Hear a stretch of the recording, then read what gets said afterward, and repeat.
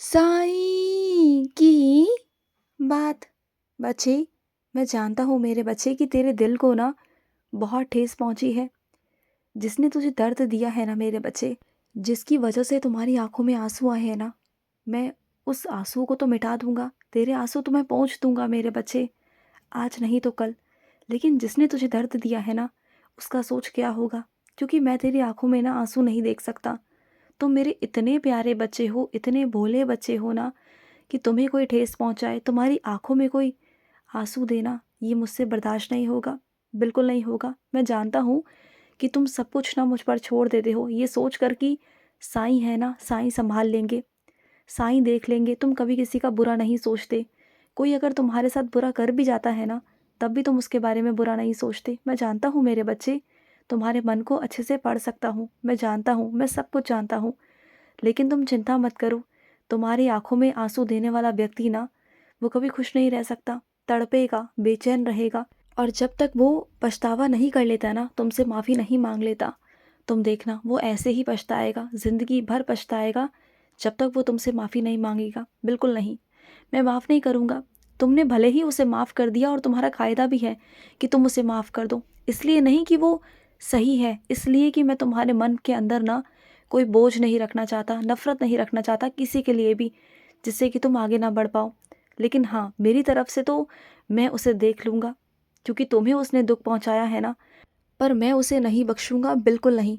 और सुनो, मुझे पता है मेरे बच्चे, तुम जिस घर में रह रहे हो ना, उसके अलावा जो तुम्हारा दूसरा घर है ना, उसकी निगरानी करना, देखभाल करना बहुत ज़रूरी भी है ना मेरे बच्चे।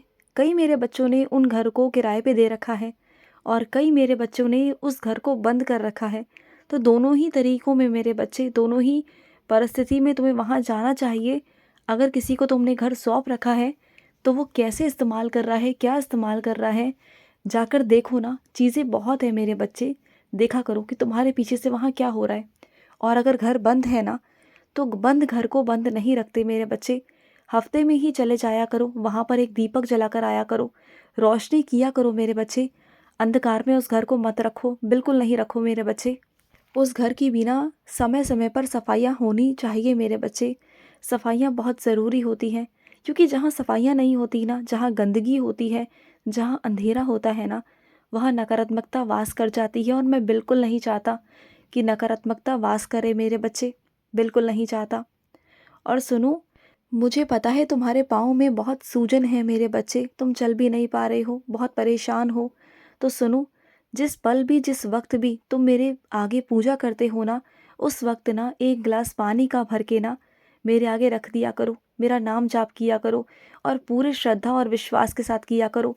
उसमें फिर उदी डाल कर ना लिया करो, उसे ग्रहण किया करो। तुम्हारा जितना भी दर्द है, सूजन है ना, वो सब खत्म हो जाएगी। तुम्हें क्या लगता है कि मैं देखता नहीं? मुझे सब पता है। तुम नहीं बोलो मुझे, लेकिन फिर भी मैं समझता हूँ मेरे बच्चे कि तेरे पाँव में कितनी सूजन है, कितना दर्द है।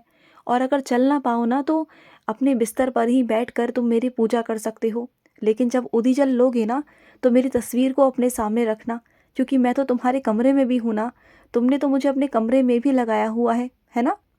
बस मैं इतना कहना चाहता हूँ कि जब भी तुम मेरी उदी जल लो ना, कभी भी लो, तो मेरी तस्वीर हमेशा तुम्हारे सामने होनी चाहिए उस वक्त जब तुम मेरा नाम जाप करो। क्योंकि उस वक्त अगर तुम मेरी तरफ देखोगे ना, तो तुम्हारे अंदर ऊर्जा आएगी, ताकत आएगी। मैं नहीं चाहता कि उस वक्त तुम्हारे अंदर नकारात्मकता आए।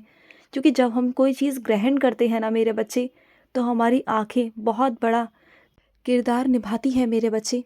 क्योंकि जो आँखें देखती है ना, वही हमारे अंदर जाता है। चाहे वो सकारात्मक हो, नकारात्मक हो, कुछ भी हो, वो हमारी आँखों के द्वारा, हमारे मुख के द्वारा वो अंदर जाता है। हमारी आँखें देखती हैं, उसे ग्रहण करती हैं, और हमारा मुख जो ग्रहण करता है ना, वो उससे प्रभावित हो जाता है मेरे बच्चे, इसलिए। और सुनो, मुझे पता है कि तुम बार बार ये कह रहे हो ना कि बाबा, अब बस, सबूरी बहुत हुई, अब मैं सबूरी नहीं रख पा रहा। तो सुनो मेरे बच्चे, सबूरी रखनी बहुत ज़रूरी है ना मेरे बच्चे। चाहते हो ना कि सब कुछ तुम्हारा पूरा हो जाए, तो सबूरी रखो ना। मैं जानता हूँ कि तुमने बहुत सालों से सबूरी रखी, बहुत महीनों से सबूरी रखी, लेकिन थोड़ा सा रह गया मेरे बच्चे, सब कुछ तो हो गया। तुमने अभी तक हिम्मत नहीं हारी, लेकिन अब जाकर तुम हिम्मत हार गए। ऐसे कैसे चलेगा बताओ? हिम्मत नहीं हार सकते तुम, मैं हूँ तुम्हारे साथ। तुम बिल्कुल चिंता मत करो, मैं तुम्हारे साथ कुछ भी गलत नहीं होने दूंगा, कुछ भी नहीं। वादा है मेरा तुमसे कि जो मैं कर रहा हूँ ना, वो तुम्हारे परिवार की भलाई के लिए है। तुम बिल्कुल चिंता मत करो, जो होगा बहुत बहुत अच्छा होगा। तुम ना रोज़ मेरे 11 वचन पढ़ा करो, रोज़ कष्ट निवारण मंत्र का जाप किया करो, तुम्हारे अंदर हिम्मत आएगी। और सुनो, तुम्हें बार बार भक्ति पर तुम्हारे शक बताया जाता है ना कि तुम अपनी भक्ति पर शक करो, तो क्यों तुम्हें अपनी भक्ति पर शक करना है मेरे बच्चे? हाँ, मानता हूँ कि जो तुम्हें लेकर आया है ना, उस वजह से तुम्हें लोग कहते हैं कि तुम्हारी भक्ति सच्ची नहीं, तुम पर शक करते हैं कि कोई और तुम्हें लेकर आया। लेकिन ये भी तो सोचो ना कि अगर कोई तुम्हें लेकर आया तो वो मेरा एक तरीका था। मुझे मेरे बच्चों से जोड़ने के लिए ना मुझे किसी को माध्यम बनाना पड़ता है, तो किसी न किसी रूप में कैसे ना कैसे मैं अपने बच्चों को भेजता हूँ कि तुम मुझसे जुड़ सको, मेरे पास आ सको, जिससे कि तुम्हारा जीवन और सुधर सके और आगे बढ़ सके, और तुम उसके ऋणी नहीं हो मेरे बच्चे। उसके कर्म, जो बुरे कर्म थे ना, जो तुम्हें लेकर आया था, उसके बदले उसके बुरे कर्मों को मैंने काटा है। तो तुम ऋणी कैसे हुए उसके? उसका ऋण तो उसी वक्त खत्म हो चुका था। तुम उसके कोई कर्जदार नहीं, कोई तुम उसके ऋणी नहीं हो मेरे बच्चे, बिल्कुल नहीं हो। हाँ, वो तुम्हें लेकर आया मेरे कहने पर, मेरे आदेश पर तुम्हें उसने मुझसे जोड़ा। उसके खुद के भाग्य उदय के मार्ग खुल गए मेरे बच्चे तुम्हारे कारण। ये सोचो ना तुम, तो तुम उसके ऋणी कैसे हुए? तुम उसके कर्जदार कैसे हुए? जो लोग तुम्हारी भक्ति पर शक कर रहे हैं उन्हें करने दो, मुझे फर्क नहीं पड़ता, तुम्हें नहीं पड़ता, तो फिर क्यों सोचना क्यों है इतना? और सुनो, जो तुम्हारे ऊपर बहुत गंभीर समस्या है ना, जिसे तुम समझ नहीं पा रहे हो कि कैसे करूँ, क्या करूँ, बहुत चिंता में हो, बहुत परेशान हो, तुम्हें ऐसा समझ में नहीं आ रहा कि कौन तुम्हें सही सलाह दे सकता है, कौन तुम्हारी मुश्किलों को हल कर सकता है, तो सुनो, अपनी आंखें बंद करो, गहरी सांस लो मेरे बच्चे, और मेरा नाम जाप करो। तुम्हें समझ में आ जाएगा कि क्या करना है और क्या नहीं करना है। किसी से मत पूछो, किसी से पूछने मत जाओ। जो तुम्हारा मन कहता है, जो तुम्हारा दिल कहता है, वो करो, मेरे भरोसे पर करो। मैं सच कहता हूँ कि मैं तुम्हें आगे चलकर ना कभी कोई दिक्कत, कभी कोई परेशानी नहीं होने दूंगा, ये मेरा वादा है तुमसे। और सुनो, मेरे लिए कोई विशेष पूजा रखवाना चाहते हो ना, तो रखवा लो, मैं ज़रूर आऊँगा। तुम अगर मुझे बुलाओगे ना, तो मैं ज़रूर ज़रूर आऊँगा, और इस बार ना अकेला ही आऊँगा। इस बार किसी को साथ लेके नहीं आऊँगा, इस बार अकेला आऊँगा, और तुमसे मांग कर कुछ लेकर जाऊँगा मेरे बच्चे। और तुम्हारा बहुत मन है ना, जिस रंग के तुम वस्त्र पहनाना चाहते हो मुझे, उस रंग के वस्त्र तुम ढूंढ रहे हो काफ़ी दिनों से, तुम्हें नहीं मिल पा रहे, लेकिन मिल जाएंगे, जल्द ही मिलेंगे। और तुमने ये क्या बात कर दी, शिरडी आने की बात कर रहे हो? इस साल तुम शिरडी आओगे, तुम्हारा मन है ना?